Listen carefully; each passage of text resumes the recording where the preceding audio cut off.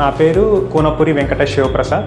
నేను present group 1 సర్వీసెస్లో declare చేసినటువంటి రిజల్ట్స్ ఫలితాలలో డిస్ట్రిక్ట్ ట్రైబల్ వెల్ఫేర్ ఆఫీసర్గా సెలెక్ట్ అవ్వడం జరిగింది. అదేవిధంగా నేను నా యొక్క ఎడ్యుకేషన్ బ్యాక్గ్రౌండ్ చూసుకున్నట్లయితే నేను ఇడుపులపాయలోని IIITలో bachelors of technology in electronics and communication engineering ECEలో చదవడం జరిగింది.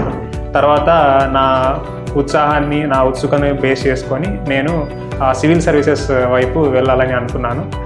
తల్లిదండ్రుల ప్రోత్సాహంతో, అదేవిధంగా మా యొక్క గురువుల ప్రోత్సాహంతో నేను సివిల్ సర్వీసెస్ వైపు సొంతంగా ప్రిపరేషన్ స్టార్ట్ చేయడం జరిగింది.